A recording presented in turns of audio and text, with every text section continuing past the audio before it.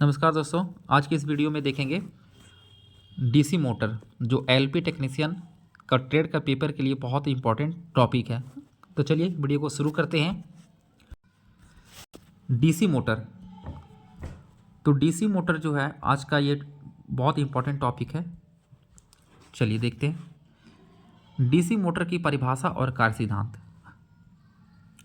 DC motor की कार्य सिद्धांत पढ़ेंगे। तो डीसी मोटर एक ऐसी युक्ति है जो डीसी सप्लाई लेकर आंतरिक ऊर्जा प्रदान करता है।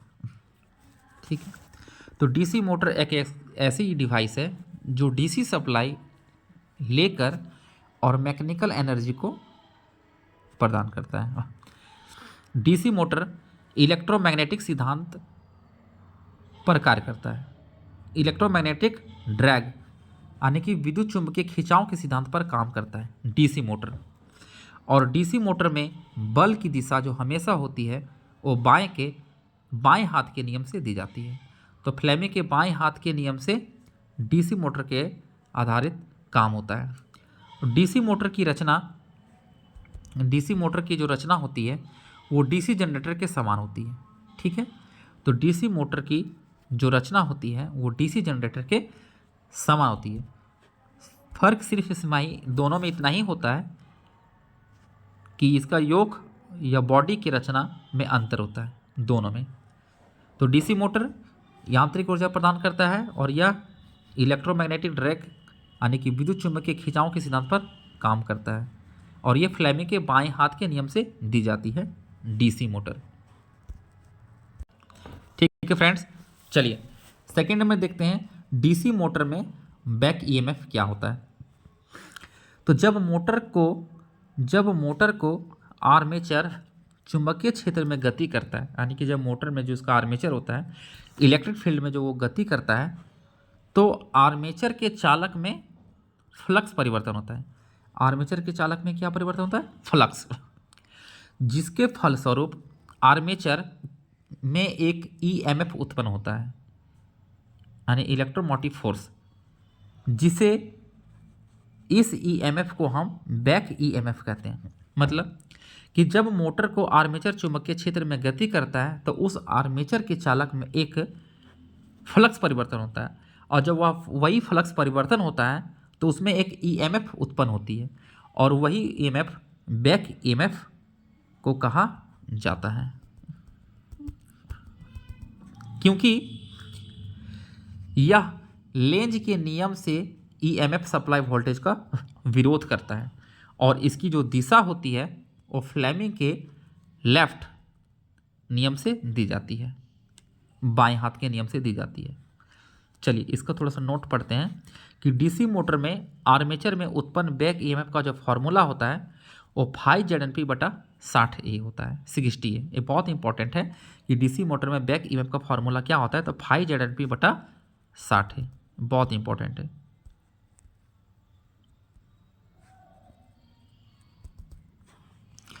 चलिए थर्ड, डीसी मोटर में टॉर्क। तो डीसी मोटर के आर्मेचर में उत्पन्न टॉर्क यानी कि TA और आर्मेचर यानी कि IA एवं फील्ड फ्लक्स के गुणनफल के समानुपाती होता है, यानी कि TA प्रोपोर्शनल IFI के प्रोपोर्शनल, यानी कि ये दोनों का समानुपाती होती है। डीसी मोटर का स्पीड जो होता है उसको N से इंडिकेट करते हैं और बैक ईएमएफ को हम EB से इंडिकेट करते हैं। समानुपाती और फ्लक्स यानी फ्लक्स को हमेशा फाई से के व्युत्क्रमानुपाती होता है। तो डीसी मोटर में टॉर्क का जो उसके अपोजिट काम करेगा उसका जो फॉर्मूला होता है वो N प्रोपोर्शनल EB/φ।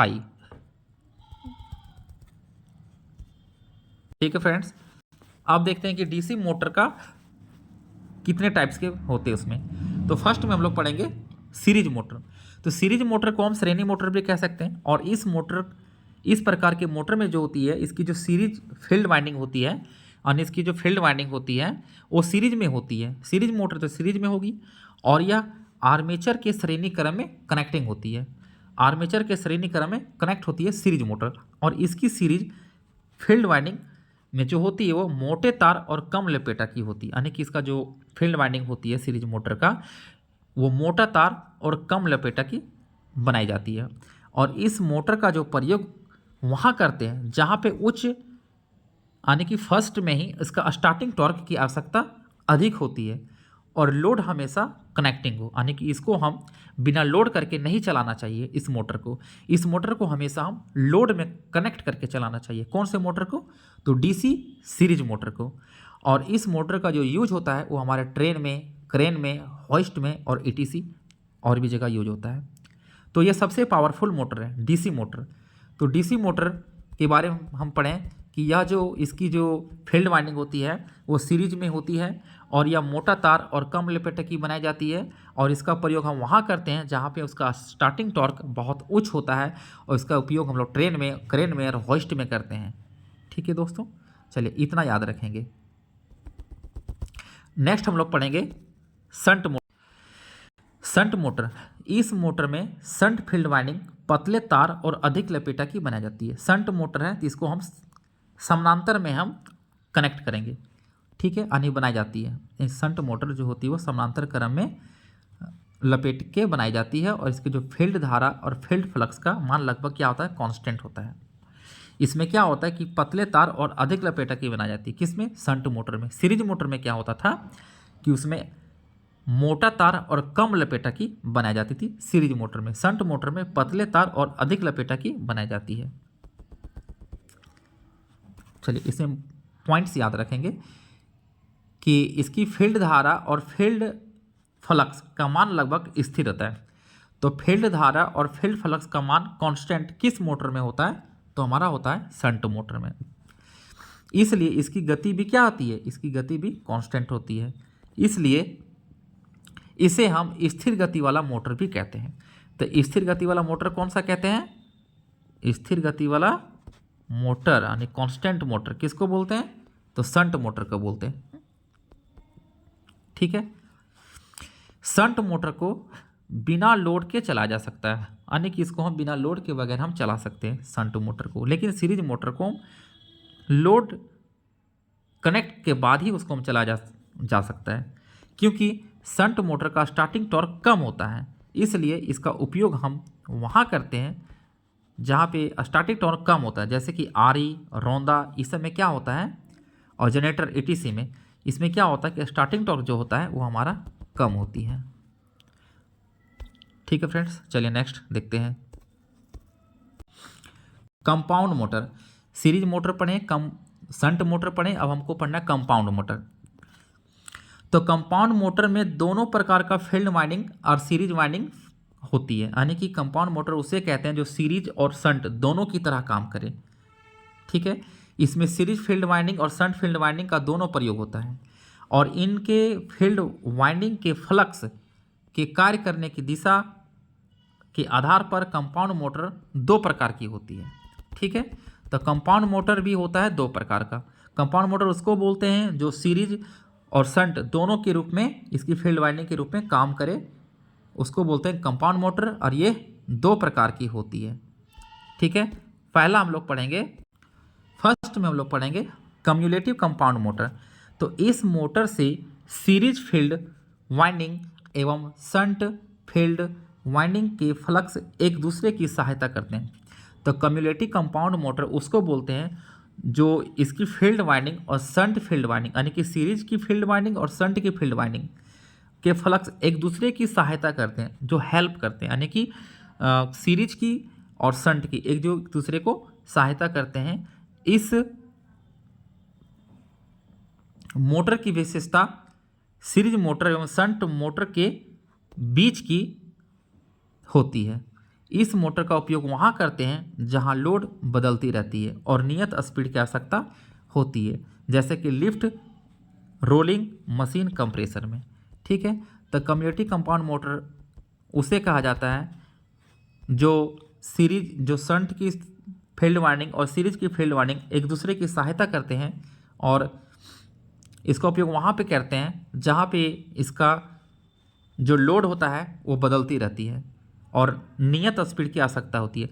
तो जहाँ पे लोड बदलेगा और नियत स्पीड के अनुसार चलेगा उसको हम बोलेंगे कम्यूटेटिव कंपाउंड मोटर। और इसका यूज वहाँ पे करते हैं जहाँ लिफ्ट में, रोलिंग मशीन में। चलिए नेक्स्ट देखिए डिफरेंशियल कंपाउंड मोटर। तो डिफरेंशियल कंपाउंड मोटर, इस मोटर की सीरीज एवं शंट फील्ड, सीरीज और शंट फील्ड वाइंडिंग फ्लक्स के विपरीत स्वभाव वाले होते हैं। यानी कि ये जो तो उल्टा काम करेगा, यानी कि उसमें तो एक दूसरे का हेल्प, एक दूसरे का सपोर्ट के माध्यम से होता था, लेकिन इसमें डिफरेंशियल कंपाउंड मोटर में जो होता है वो सीरीज एवं शंट फील्ड वाइंडिंग फ्लक्स विपरीत स्वभाव वाले होते हैं। इसलिए इस मोटर को स्टार्ट करने में कठिनाई होती है।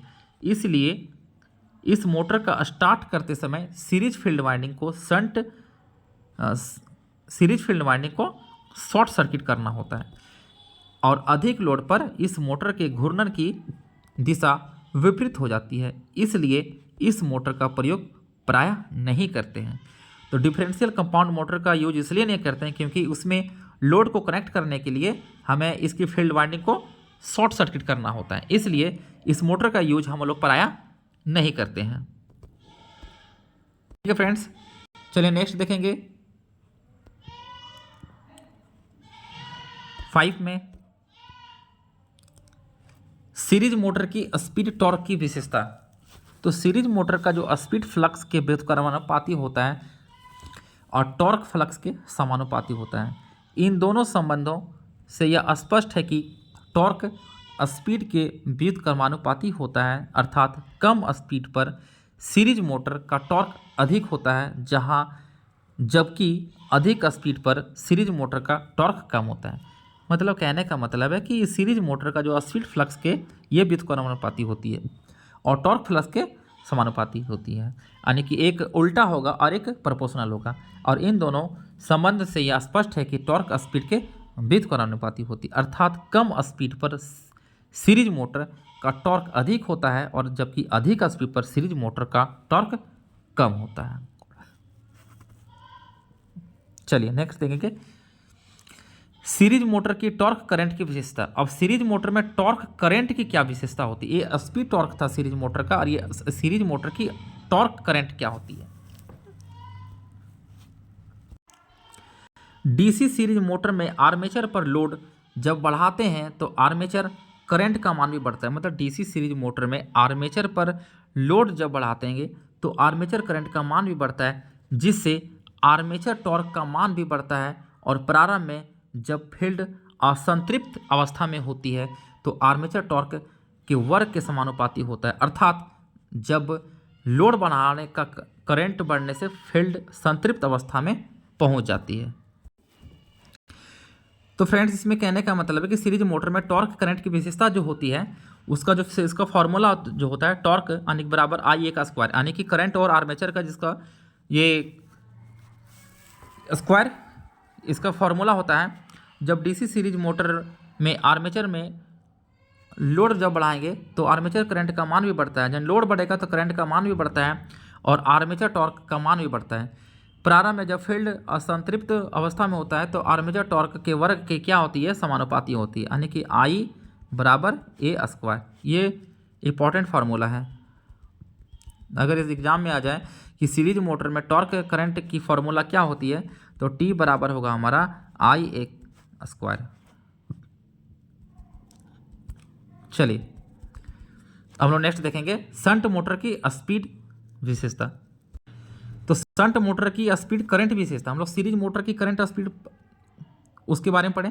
और शंट मोटर की स्पीड करंट विशेषता ये है कि मोटर का स्पीड यानी कि एन प्रोपोर्शनल ई बी बटा फाइव या एन प्रोपोर्शनल भी minus I A R G बटा फाइव, क्योंकि आई ए और आर ए का मान भी की तुलना में बहुत कम होता है और शंट मोटर के फ्लक्स का मान कांस्टेंट रहता है। इसलिए एन प्रोपोर्शनल भी अर्थात शून्य लोड से पूर्ण लोड तक मोटर का स्पीड कांस्टेंट रहता है, परंतु आर्मेचर ड्रॉप के कारण बैक ईएमएफ जो होती है का मान कुछ घट जाता है, जिससे वास्तविक स्पीड कुछ कम हो जाती है। तो ये शंट मोटर की स्पीड करंट विशेषता के बारे में पढ़ें। उसके बाद हम लोग नेक्स्ट वीडियो में पढ़ेंगे इसके डिटेल्स करके आगे। ठीक है दोस्तों, थैंक्स।